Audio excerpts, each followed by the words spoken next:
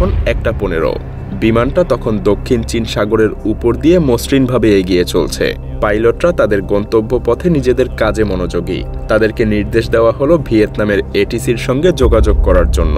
এটা ছিল একটা সাধারণ প্রক্রিয়া, কিন্তু কয়েক মিনিট কেটে গেলেও পাইলটদের থেকে কোনো উত্তর আসেনি।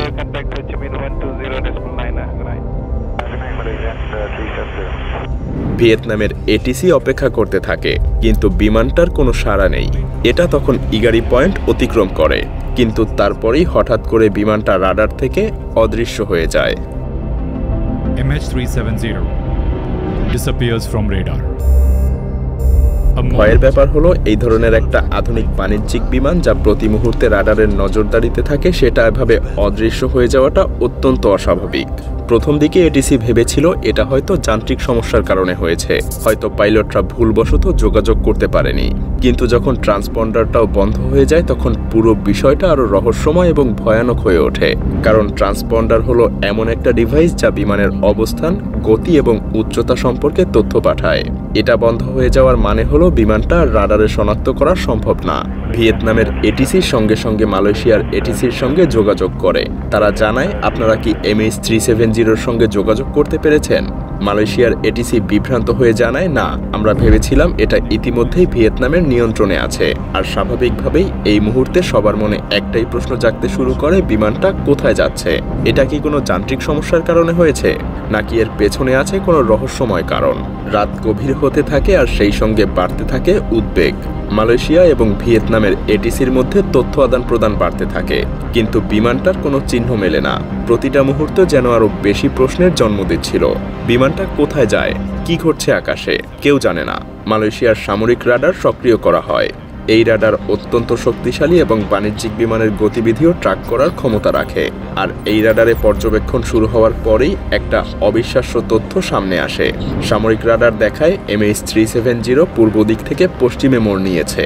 আর এই মোড় ছিল সম্পূর্ণ অস্বাভাবিক, কারণ এটা তাদের নির্ধারিত রুট থেকে বিপরীত দিকে মালাক্কা প্রণালী অতিক্রম করে সুমাত্রার উত্তরের দিকে চলতে থাকে। এই অস্বাভাবিক গতিবিধি দেখে তদন্তকারীরা দ্বিধাদ্বন্দ্বে পড়ে যায়। এটা কি পাইলটদের ভুল, নাকি বিমানের নিয়ন্ত্রণ অন্য কেউ নিয়েছে? কোনো হাইজ্যাকার? ট্রান্সপন্ডার বন্ধ থাকায় বিমানটার সঠিক অবস্থান এবং গতিপথ জানা দুষ্কর হয়ে উঠেছিল। পাইলটরাই কি এই সিদ্ধান্ত নিয়েছিলেন, নাকি তাদেরকে বাধ্য করা হয়েছিল? রহস্যময়ভাবে এই মুহূর্তেও সামরিক রাডারের সর্বশেষ তথ্য অনুযায়ী বিমানটা সুমাত্রার উত্তরের একটা অজানা স্থানে রাডার থেকে আবারও অদৃশ্য হয়ে যায়। এরপর থেকে বিমানটার আর কোনো সিগন্যাল পাওয়া যায়নি। বিশ্ব তখন শ্বাসরুদ্ধকর উত্তেজনায়। 239 জন যাত্রী এবং ক্রুর ভাগ্যে কি ঘটছে সেটা জানার জন্য সবাই উদ্গ্রীব হয়ে অপেক্ষা করছে। প্রতিটা সেকেন্ড যেন এক একটা নতুন রহস্য উন্মোচনের অপেক্ষা করছিল। এই অদ্ভুত ঘটনার খবর ছড়িয়ে পড়তেই বিশ্বজুড়ে চাঞ্চল্যের সৃষ্টি হয়।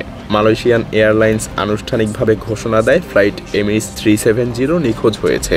এটা ছিল একটা বিস্ময়কর ঘটনা, আর তাই সঙ্গে সঙ্গে একটা বিশাল অনুসন্ধান অভিযান শুরু করে এভিয়েশন কর্তৃপক্ষ। প্রথম অনুসন্ধান দক্ষিণ চীন সাগরে চালানো হয়, কারণ এই এলাকাটা ছিল বিমানের শেষ পরিচিত অবস্থান। মালয়েশিয়া, ভিয়েতনাম, থাইল্যান্ড এবং সিঙ্গাপুরের সামরিক বাহিনী একত্রে কাজ করা শুরু করে। ড্রোন, জাহাজ, সাবমেরিন এবং স্যাটেলাইট ব্যবহার করে সমগ্র সমুদ্র জুড়ে অনুসন্ধান চালানো হয়। ঘন্টার পর ঘন্টা অনুসন্ধান চালালেও বিমানটার কোনো চিহ্ন মেলে না।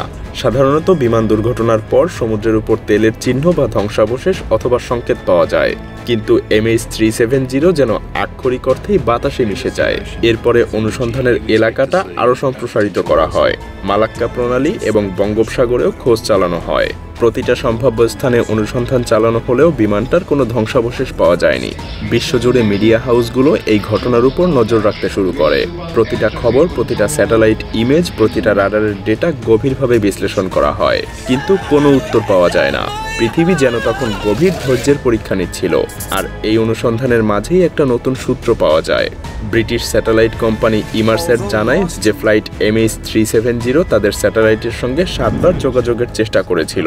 এই সংকেতগুলো ছিল এমন একটা তথ্য যা বিমানের অবস্থান সম্পর্কে ধারণা দেয়। ইমারস্যাটের ডেটা বিশ্লেষণ করে জানা যায় বিমানটা তার উড্ডয়নের প্রায় 7 ঘন্টা পর পর্যন্ত আকাশেই ছিল। স্যাটেলাইটের সঙ্গে বিমানের দূরত্ব অনুযায়ী একটা সম্ভাব্য বিমানের গতিপথ আঁকা হয়। এই চক্রগুলো দেখায় বিমানটা দক্ষিণ ভারত মহাসাগরের দিকে গিয়েছিল। এই তথ্য অনুসন্ধান অভিযানের নতুন রহস্যের পর্দা যেন খুলে দেয়, আর তাই এতে করে দক্ষিণ চীন সাগর এবং মালাক্কা প্রণালীর অনুসন্ধান বাতিল করা হয়। অনুসন্ধানের নতুন লক্ষ্যবস্তু হয় ভারত মহাসাগরের গভীর অঞ্চল, আর এই এলাকাটা পৃথিবীর অন্যতম দুর্গম এবং বিস্তৃত এলাকা। এমনকি এখানে অনুসন্ধান চালানোও ছিল এক বড় চ্যালেঞ্জ। বিশ্ব তখন উত্তেজনায় ফেটে পড়ে। প্রতিটা সংকেত এক একটা নতুন প্রশ্নের জন্ম দিতে থাকে। বিমানটা যদি ইচ্ছাকৃতভাবে এই রুটে নিয়ে যাওয়া হয় তবে কেন? প্রতিটা সম্ভাবনা নিয়ে গবেষণা শুরু হয়, কিন্তু কোনো সম্ভাবনাই যেন বাস্তবে রূপ নিচ্ছিল না। অবশেষে 2015 সালে রিউনিয়ন আইল্যান্ডে একটা ধ্বংসাবশেষ ভেসে আসে। এই ধ্বংসাবশেষ পরীক্ষা করে নিশ্চিত করা হয় এটা MH370-রই একটা অংশ। এরপর আফ্রিকার পূর্ব উপকূলে আরও কিছু ধ্বংসাবশেষ পাওয়া যায়। এই আবিষ্কার নিশ্চিত করে যে বিমানটা গভীর ভারত মহাসাগরে বিধ্বস্ত হয়েছিল।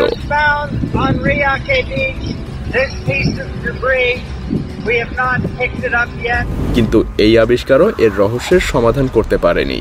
বিমানটার মূল ধ্বংসাবশেষ তাহলে কোথায়? কেন বিমানটা এই রুটে গিয়েছিল? কেনই বা ট্রান্সপন্ডার বন্ধ হয়েছিল? এই প্রশ্নের উত্তরগুলো আজও অজানা। MH370-র বাতাসে মিশে যাওয়া যেন আধুনিক প্রযুক্তির সীমাবদ্ধতাকে চ্যালেঞ্জ করে। এটা প্রমাণ করে যে পৃথিবীতে এখনো এমন অনেক রহস্য আছে যার উত্তর আমরা এখনো জানি না। মজার ব্যাপার হলো এই ঘটনা বিমান চলাচলের নিরাপত্তায় নতুন নীতিমালা এবং প্রযুক্তি উন্নয়নের পথ উন্মুক্ত করেছিল। তবুও একটা প্রশ্ন আজও থেকে যায়, ফ্লাইট MH370-র প্রকৃত ঘটনা আসলে কি ছিল? হয়তো আমরা একদিন এই রহস্যেরও সমাধান পাব, কিন্তু সেই দিনটা এখনো আমাদের অজানা।